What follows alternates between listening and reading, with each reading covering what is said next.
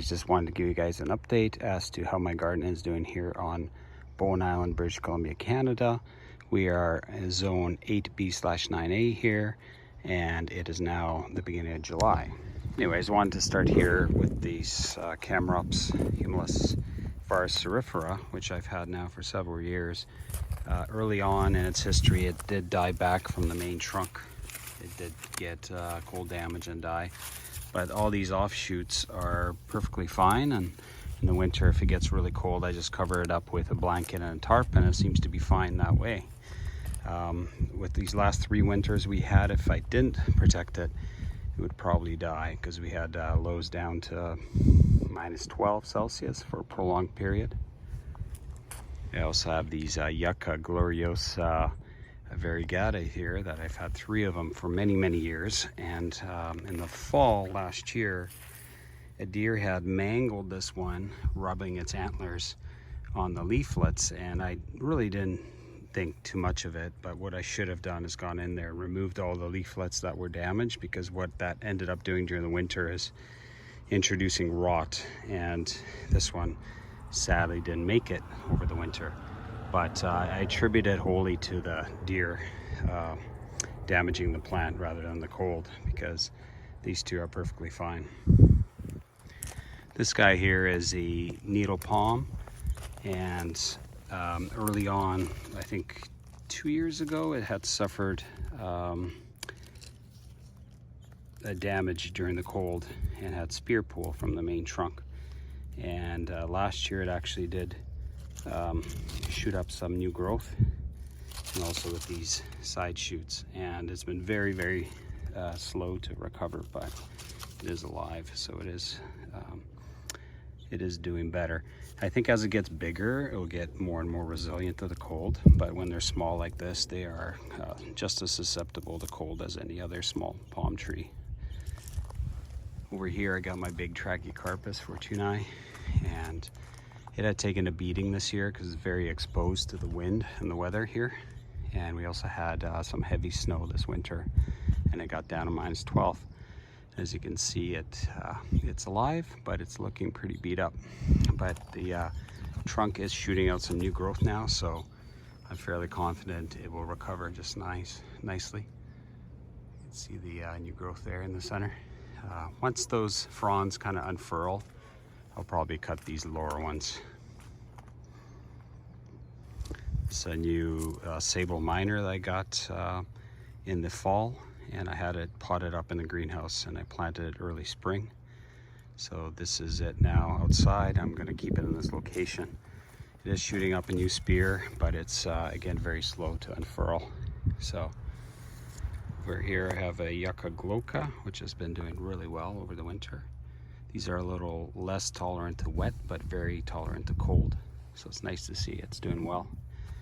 Over here I have a little Trachycarpus wagnerianus, and I did protect this one over the winter by putting a garbage can over it and some blankets during the coldest times. If I hadn't done that, it probably would have suffered some cold damage, as when they're small like this, they're definitely not as hardy as a regular fortunei. Over here I got my large Yucca rostrata, and this one has been unprotected all winter, and it's just doing great, and it's growing up a nice trunk, as you can see here if I can expose it. So it's probably about 1.5 foot of trunk right now. So I'm gonna leave the old leaflets down to skirt around the trunk. I kind of like that look, so I'm really looking forward to this one getting bigger. It's doing quite well. And then over here I have a eucalyptus. I believe this is a Poeciliflora. So it's a very cold hardy type of eucalyptus. And again, this was unprotected here and is growing for a couple of years with 0 issues. But inside my yard I have my Jubea chilensis planted, and I got this one about 2 years ago, and it's doing pretty good. It did get a little bit of damage the first year it was in the ground, so you can see some of the leaflets are a little bit gray, but overall it is shooting up new fronds. And if you look at the growth right here in the trunk, it's nice and healthy. So this was largely unprotected all winter for 2 winters. The only thing I do for it when it's really cold is I put some old school Christmas lights on it, the incandescent ones, to provide some heat. And then I put a blanket on top and a tarp. And I did that while it was minus 12 Celsius this winter and while it was minus 15 Celsius last winter. It's the banana patch. I have all kinds of bananas planted here. And these are the Musa Baju, and then they come up every year. I really don't have to protect them at all. I mean, they die down to the ground, but they shoot up right from the ground back up to 15 feet every year. So very hardy. If you were to protect the pseudostems, you'd probably get them shooting up from wherever you cut them off. So depends on how much work you want to do. And then back here I planted my Helen's hybrid banana. You can see the difference. It's got the red undertones under the leaves. It's just growing back there. So I got that from a buddy of mine, and I'm really excited to see it grow and spread because they are just as hardy as Musa's Baju, but they have the beautiful red underneath the leaves. That's the Helen's hybrid banana. Across the yard here I have my oldest Trachycarpus fortunei. This thing has about a 12-foot trunk on it now. And it also suffered some wind damage from the winter. Not so much cold damage, but just wind. It was really battered by winds, and cold winds at that. But it is shooting up some nice growth now at the top. So I'm perfectly confident it is happy and healthy. This year actually in Vancouver we had a lot of mature Trachycarpus die, and it was just the 3rd cold winter in a row, and we had some heavy snow and we had some rain followed by a freeze, which are horrible things for any tropical plants, subtropical plants. Trachycarpus fortunei don't like that either. So much to my surprise, a lot of very mature fortunei palms passed away this winter. So that was sad to see. Right next door to it is a Schlafera taiwaniana. I've had this one for a few years and never suffers any kind of cold damage. It's very, very hardy plant. You can see the new growth right up top. It's a very cool plant. I also have a Schlafera delavei in the back, which I'll show you guys. It's even more cold hardy than this one. And here's my Tetrapanax. So the Tetrapanax I got a few years back, and every winter it dies back to the ground. And I actually thought these things were hardier than they seem to be, but this year it's coming back with a vengeance. Really nice big leaves on it. Leaves are probably almost 2 feet across. So I'm hoping it will get nice and big so I could maybe save it during the winter and have it grow a little taller next year. So I might actually try and protect it this year just so it doesn't die back to the ground.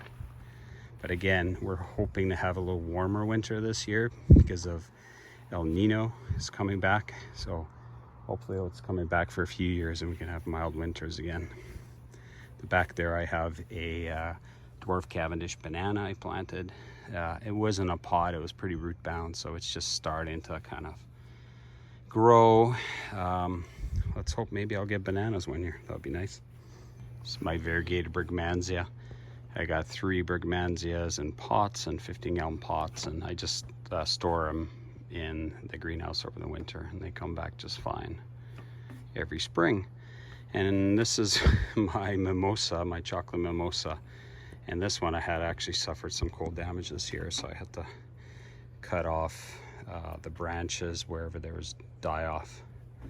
So it's definitely not as hardy as a regular mimosa tree, but very beautiful foliage and colors on the foliage. This chocolate mimosa. Some of my potted palms, I got this queen palm here, which again I kept in the greenhouse over the winter. They're not quite hardy enough to have it planted outside year round. I also have this Brahe Armada, which I've had for several years in the pot. And this one lives largely outside in a pot on my deck under the overhang of the house. And unless it gets really, really cold, then I'll bring it into the greenhouse. But beautiful palm, and can be very cold tolerant if kept dry. Here we just got some smaller palms. Actually, these are hybrids of Princeps, and this is a Princeps wagnerianus, and this is a Princeps trachycarpus. So I'm looking forward to growing these guys out. They should hopefully show some of that beautiful powder blue undertones of a Princeps, but the hardiness of a Fortunii. There's another Brugmansia over here.